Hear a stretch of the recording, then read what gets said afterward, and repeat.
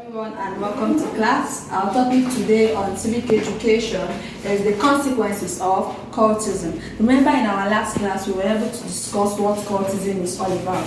I will say that cultism is an extra-religious activity or group that involved in highly secretive things. Those people that keep their secrets from other members of the society. Any group that keeps whatever they discuss in their group private, they don't discuss it with anybody, especially when it has to do with evil. That is what cult is all about. Cultism is a means whereby youths of different tribes, religion come together to plan evil against one another, to plan evil against themselves. I'll also discuss the types of cults we have. We have the Black Arts, we have the Irate group, we have the Pirate Confraternity. We have so many of them we discussed in our last class, so you can also go back there to check. We also discussed the history of cultism, that it started with 7 students that are also known as the Magnificent Seven. Remember, which was headed by Professor Wole Soyinka, because he was a student of University of Ibadan. And the main purpose of starting cultism or being able to bring people into cultism was so that they can be able to fight against the injustice that was being melted both on the students and also on the lecturers. But then their plan was defeated because they were doing quite well. So many students were admiring them. But something happened. Some of them started wanting to be more superior than the other. That was how one of them left and opened another cult group called the Buccaneers group. Remember that the first cult group in Nigeria is what? The Pirates group. Do you understand? Alright. The Pirates group was the first cult group in Nigeria. After a man left that particular Pirates group, he now went and opened another cult group called the Buccaneers. And that was how the history of violence started in cultism. That is how the killing started killing themselves, and then war started. Then cultism is no longer what the idea of the first Magnificent Seven meant to be. Alright, well, we have seen the meaning of cultism and also the types of cultism and also how cultism came to be. Now let's now look at, is there any benefit in this thing called cultism? The consequences. One of the consequences of cultism is what? The breakdown of law and order. Cultism will make you will always have the feeling of trying to break laws. You don't want to abide by rules. You don't want to abide by regulation. You want things to be done your own way because you are feeling more important than every other person, right? The second one is violence and social instability. There is always violence, because they are looking for who is fighting for them or who is fighting them and who is not fighting them. They are always at war. It's either with themselves or with the other members of their group. That is one bad thing about being a cultist is that you are prone to violence. You are not free because you don't even know who is attacking you. You don't even know the groups that are planning to attack you. So you are always living in fear because of violence. Every day of your life, you are ready for war. And that is not the life in youth. Someone that wants to become somebody in future, wants to build for his or herself. There is disruption of academic activities. There is no way you can learn being a cultist, because your academic activities, maybe you might have class by this time, and that is when your cult group might have time. It will affect. And even in universities, sometimes these cult activities might even make the school to decide that there should be holiday, that people should go. They will even declare state of emergency so that people want to be hurt. That is what this academic activity. There can even be strike, because the vice chancellor might want to maintain peace so that the innocent ones will not be killed, thereby stopping learning. For what? For that particular thing to stop. That is what cultism can do. Alright? We have disorientation of societal value. Most people have very good values where they are coming from. Most people, we are trained properly. But because of peer pressure, because of what they want to be, because they want to be a cultist, because they want to belong, because they want to be happy members of society, it will make them, it will disorient them from the normal value. Remember what value is: the worth that is placed on something. those good values that is being placed on them, that particular words, that good words that is being placed on them will be what? Disoriented. They will start giving you their own orientation. They will start reorienting you, giving you that even if you kill somebody, it doesn't mean anything. How can killing somebody not mean anything to you? That is one thing cultism can also do to you. Premature death of cult members and also innocent victims.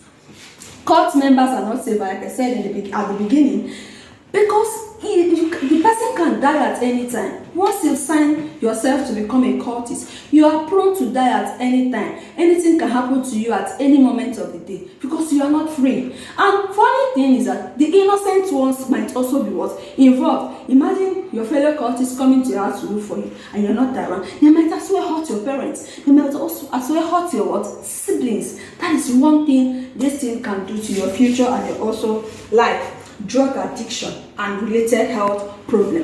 One thing that is good with being a cultist is that you have to take drugs, because a normal person can't just get a gun and shoot the fellow human being if the person is not high on something. Do you understand? So these cultists, they are prone to drug addiction, and once they are addicted to drug, it will lead to health problem. It leads to health problem. If you look at our society today, you see that so many youths are suffering from very severe diseases, severe sickness. You have kidney issue, you have liver issue. This is some of this, not all, though, because there are some that are hereditary, some as a result of one or two things. I'm not saying all, but most of them as a result of what? High intake of drugs. When you take all this high intake of drugs, it goes to your system to destroy a lot of things. It goes to your system to spoil a lot of things. Damage a lot of issue. And who are you causing this problem to? You are causing the problem for your family, because when you become very sick and severely sick, nobody will be there for you. All those your cult friends, all those your people, they won't be there for you. You are only constituting this problem for your family, and if your family are not capable enough to take care of you, the person might eventually die. So there is no benefit. You have bad image for the individual's family. Everybody will see your family. If your person say, see the brother or sister of that person that is a cultist is very demeaning.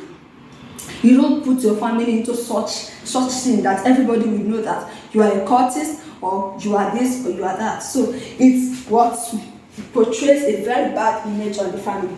It destroys one future. Once you join cult, that means you've already signed that your future is no longer good, because it will not end well. Most of them don't end well.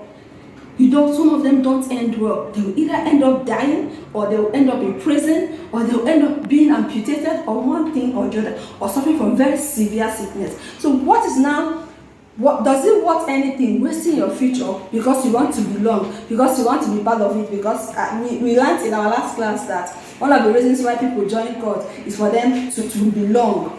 It's for them to be part of the happening people in the society. So because you want to become a happening person in society, you destroy your future, the beautiful future you have been building for yourself. Another one is poor academic performance, because you won't have time for your education.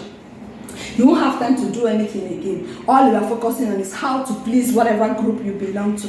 You won't have time to even study hard. You won't have time to think. You won't have time to strategize. That is what cults can do to you. Alright? We have immoral activities and indiscipline. You will not be disciplined. That is why you see somebody, the person will wear clothes and then put the clothes up to the buttocks. Do you understand? As a lady, the lady will bring out all her cleavages. Everything will come out. That is not a good part of a girl or a boy in the society. So one thing it will do to you is what? It will lead you to immoral activities. You will start acting the way that is abnormal, and also be very indisciplined. Alright? Okay, let's look at some of the preventive measures against cultism.